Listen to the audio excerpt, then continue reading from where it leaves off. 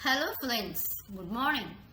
So this is now time to learn certain topics in engineering thermodynamics with code ME3391. So today we are going to discuss certain topics in our course outcome 1, right?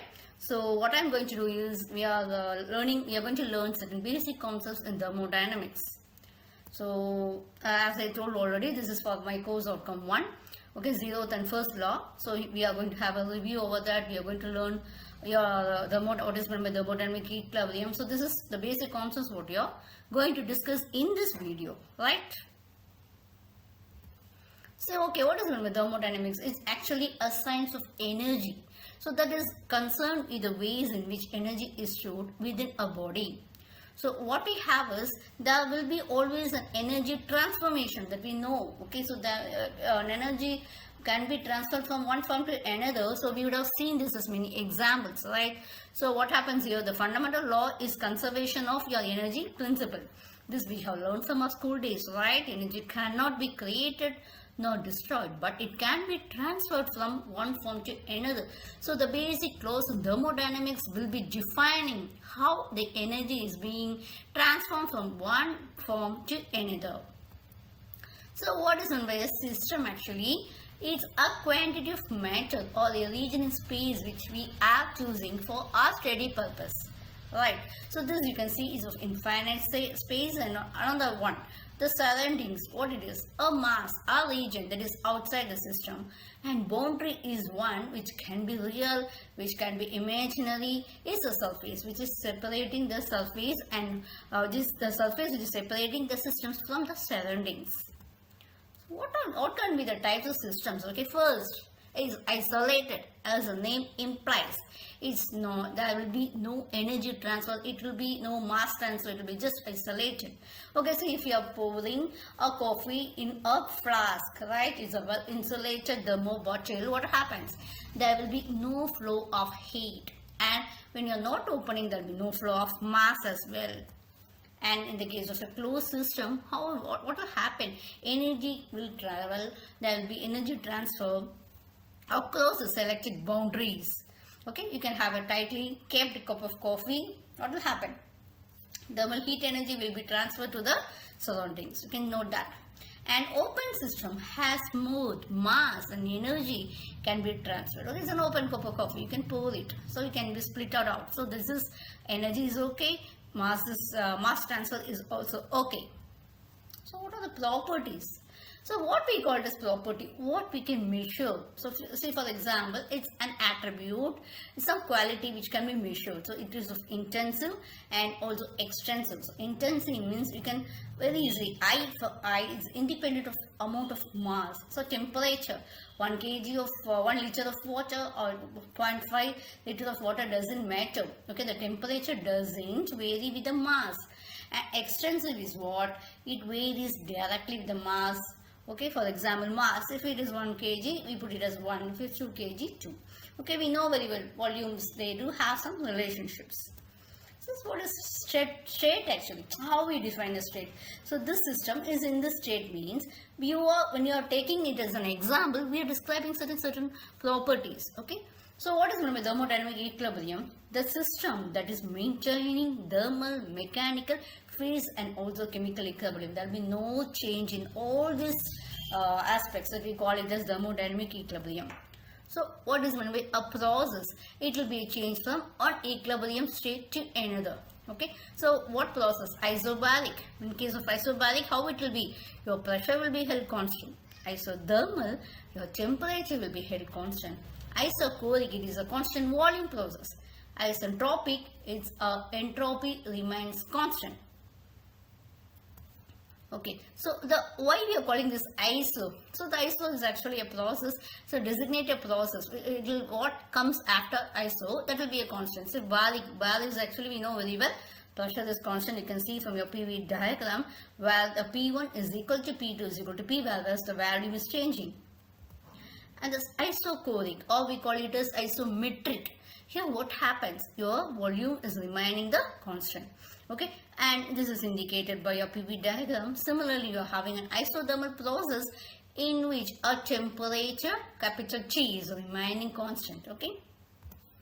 So what is meant by a cyclic process? These wordings will be, these technical terms I can say, will be coming along with you during this subject. When you travel with this engineering thermodynamics, we'll see what it is. So cyclic process is when a system is given initial state, goes into different process and finally returning to the initial state, then we call it as a cyclic process.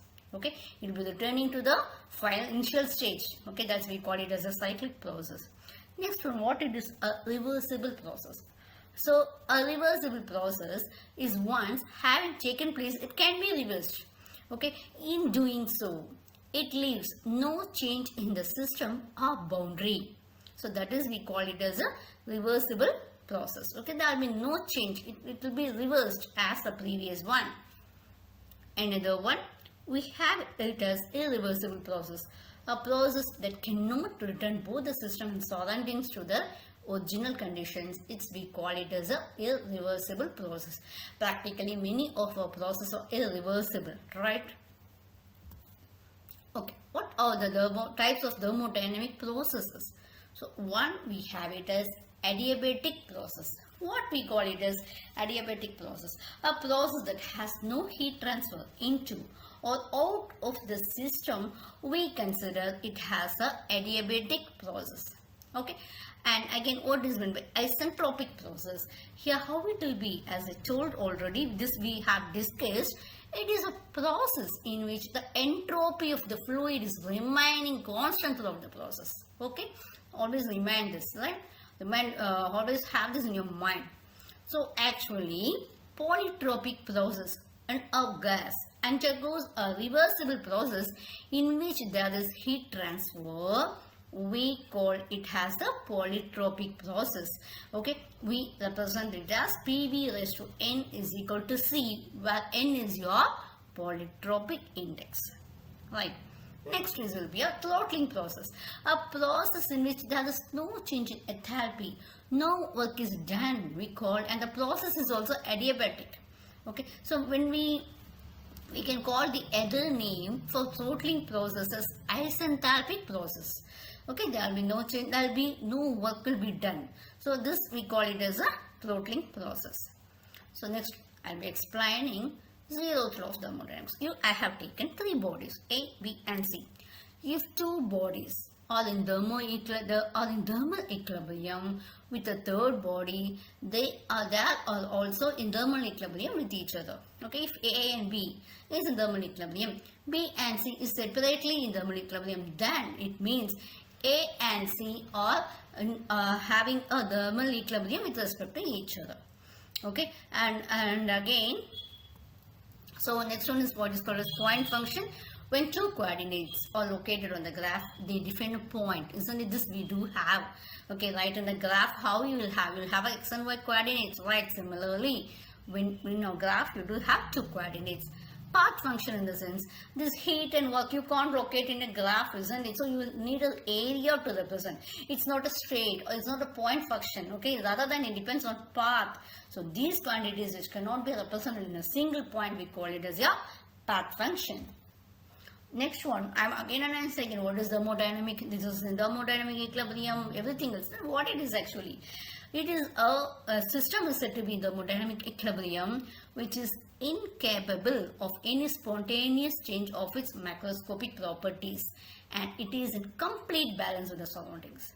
Okay, so how it is actually? First, it can be a mechanical equilibrium, in the sense there will be no unbalanced forces. There will be forces, but they won't be unbalanced.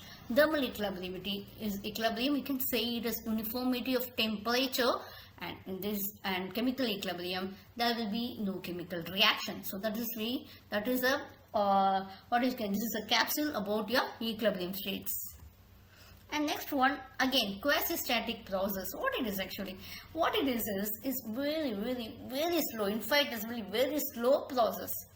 Okay, so this is a very small departure from your thermodynamic equilibrium. When it is very slow, what happens? The properties change, or the change will be very small. Okay, so it will be very final departure from your thermodynamic equilibrium. So it is a succession of a thermodynamic equilibrium state. Thank you for your patient listening. We shall meet in the next video.